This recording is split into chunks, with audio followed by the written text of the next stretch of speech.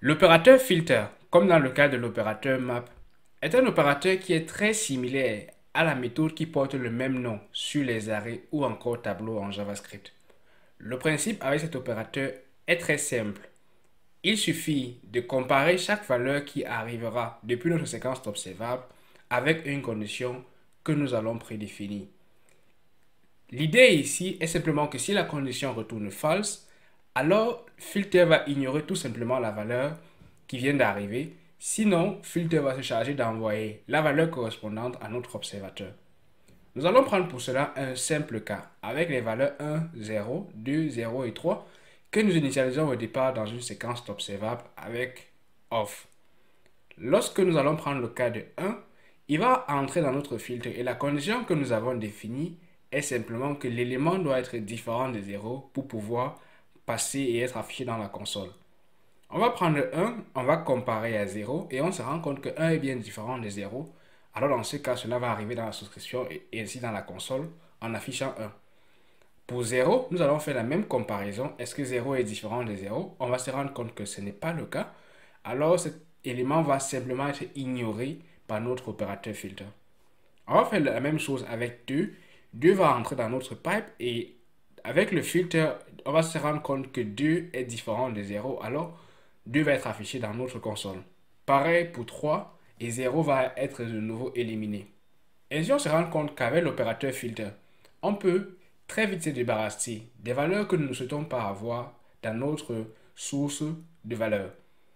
On va prendre un cas simple dans notre application pour pouvoir illustrer dans quel contexte cet opérateur montre sa meilleure performance. De retour dans notre application, je vais modifier notre séquence d'observables initiale en insérant des valeurs indésirables comme 0 ou encore undefined. C'est un scénario qui arrive très souvent dans des applications, peut-être parce que les valeurs que nous recevons de notre service web ne sont pas simplement compatibles. Je vais mettre en commentaire les opérateurs que nous avons utilisés dans les tutoriels précédents. Et nous allons nous servir simplement de la valeur de filter comme opérateur pour pouvoir nous séparer de ces éléments-là. Donc je vais importer filter comme dans le cas des autres opérateurs depuis RxJS/operators. Je vais dire simplement que depuis, vous voyez que ici j'ai déjà une erreur. Là je vais mettre simplement undefined peut-être. Mais si vous avez introduit un filtre, vous n'aurez pas besoin d'introduire undefined ici. Donc là je vais appeler simplement mon opérateur filter. Et comme dans le cas du map, je vais passer pour chaque élément qui va arriver un filtre pour pouvoir améliorer la qualité des valeurs qui arriveront dans ma séquence finale. Donc là, je vais comparer mon élément et je vais dire simplement que mon élément doit être différent de 0. Et là, je peux combiner une seconde condition et dire que mon élément doit être différent de undefined. Donc en réalité, c'est dans le sens inverse parce qu'on compare d'abord les éléments qui ne sont pas définis avant de comparer ceux qui sont définis et qui sont différents de 0. Donc là, c'est mieux. Donc si je sauvegarde tout ceci et qu'on vérifie dans notre console, on va voir que en réalité, on s'est débarrassé de 0, de undefined, également de 0 qui se trouve ici. Et on aura des valeurs qui sont uniquement différentes de 0 et de undefined. Là, on se retrouve avec ma valeur 1, 2, 12, 14, 15. Et ensuite, on voit que terminé est appelé parce que l'opérateur filter va retourner incomplete s'il se rend compte que dans notre séquence initiale, nous n'avons plus de valeur que nous voulons envoyer à notre observateur.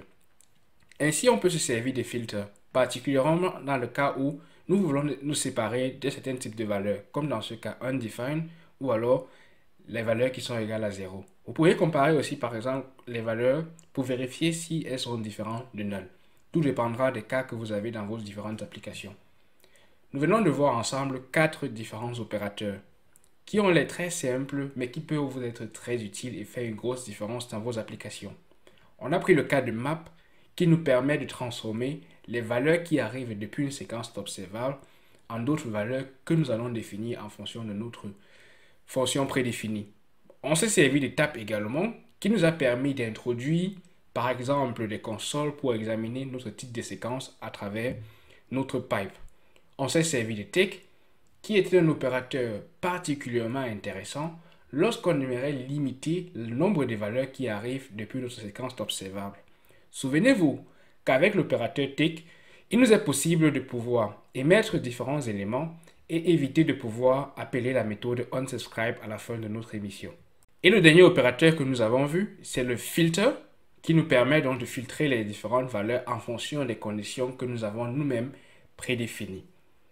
Maintenant, nous allons voir comment est-ce qu'on peut se servir de ces différents opérateurs dans une application, mais aussi quelles sont d'autres techniques avancées des RxJS que nous pouvons utiliser, y compris des opérateurs de type avancé, par exemple les variantes de l'opérateur map, pour pouvoir améliorer la capacité d'une application existante. Et pour cela, nous allons nous servir de l'application de gestionnaire de thème.